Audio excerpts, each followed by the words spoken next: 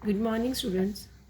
आज हम कक्षा 7 का अध्याय 5 स्वास्थ्य ही जीवन है पढ़ने जा रहे हैं। बच्चों, आप सब जानते हो कि स्वस्थ शरीर में ही स्वस्थ मन का वास होता है। अगर हमारा शरीर स्वस्थ होगा तो हमारा जीवन सुखमय बनेगा।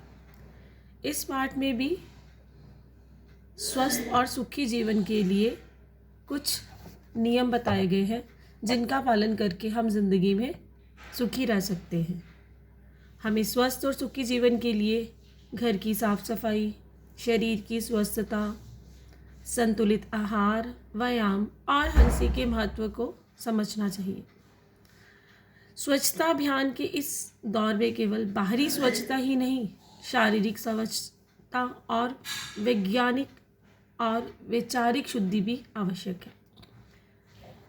इस पाठ में बताया गया है कि अहमद घर पर बीमार है। उसे कई दिनों से बुखार हो रहा है।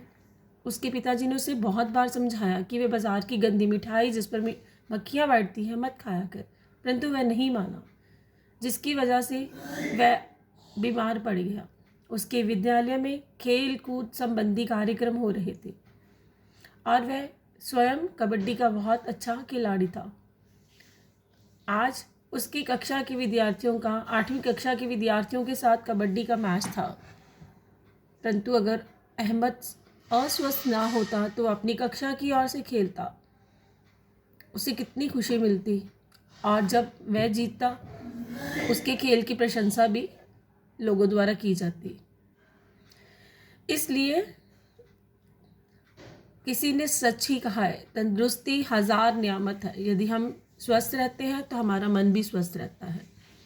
स्वस्थ शरीर में ही स्वस्थ मन का निवास होता है, इसलिए शरीर का स्वस्थ होना बहुत आवश्यक है। अब स्वास्थ्य के लिए सबसे पहली चीज़ क्या है? सफाई। हमें दिन भर हम कई जगह पर जाते हैं जिससे हमारे शरीर में धूल और मैल जमा हो जाता है और हमारे शरीर से जो पसीना निकलता है उससे भी हमारे शरीर में मैल जमा हो जाता है। इसलिए हमें प्रतिदिन नहाना चाहिए, क्योंकि अगर हम अपने शरीर को स्वस्थ करेंगे, हमारी स्नान के द्वारा इस मैल को हटा देंगे तो हमारे शरीर का पसीना खुलकर आएगा, जिससे हमारे रोम छिद्रों में गंदगी नहीं पैदा होगी। इसलिए स्वस्थ रहने के लिए शरीर की नियमित सफाई करना बहुत आवश्यक है। हमें प्रतिदिन शरीर को रगड़ रगड़ कर साफ करना चाहिए। शरीर की सफाई के साथ साथ आवश्यक है कि हमारे कपड़े भी साफ हो। अगर हम गंदे कपड़े पहनेंगे तो जो कपड़ों में तरह तरह के कीटाणु जमा होते हैं वो हमारे शरीर पर चिपक जाएंगे, जिससे हमें कई रोग लग सकते हैं। हमें दूसरों के कपड़े भी नहीं पहनने चाहिए, क्योंकि अगर हम दूसरों के कपड़े पहनते हैं तो उनके शरीर के रोग भी हमें लग जाते हैं। इसलिए हमें अपना तौलिया भी अपना ही प्रयोग करना चाहिए। उसके बाद सफाई में हमें अपने घर की सफाई रखनी चाहिए। रोज़ हमें अपने घर की सफाई करनी चाहिए ताकि हमारे फर्श पे जो धूल के कीटाणु हैं वो प्रतिदिन झाड़ू देकर या सफाई करके हमें उसको साफ़ करना चाहिए। हमें अपनी खिड़कियाँ और दरवाज़ों को भी साफ़ करना चाहिए और अंदर और बाहर हमेशा घर पे सफाई रखनी चाहिए।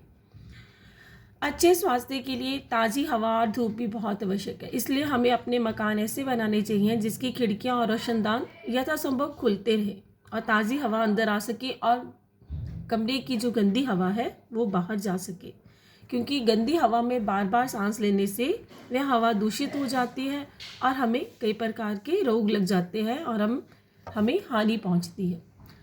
हमारे स्वास्थ्य के लिए धूप भी अनिवार्य है। सर्दियों में हमें अच्छी धूप सेकनी चाहिए, क्योंकि धूप से हमें विटामिन डी मिलता है जो हमारे स्वास्थ्य के लिए बहुत आवश्यक है। स्वास्थ्य के लिए पानी की शुद्धता भी आवश्यक है। हमें साफ और स्वच्छ पानी पीना चाहिए। कुएं की जंगल ऊंची हो ताकि कुएं में धूल और कूड़ा आदि ना जा सके। तालाब का पानी नहीं पीना चाहिए, क्योंकि उसमें बहुत गंदगी होती है और इसमें बहुत सी बीमारियां हो जाती हैं। हवा और पानी के साथ साथ हमारा भोजन भी स्वच्छ होना चाहिए। हमें ऐसी कोई चीज़ नहीं खानी चाहिए जिस पे धूल मिट्टी और मक्खियाँ बैठी हों, क्योंकि ऐसी चीज़ें खाकर हम बीमार हो जाते हैं। हमें हमेशा पौष्टिक आहार लेना चाहिए।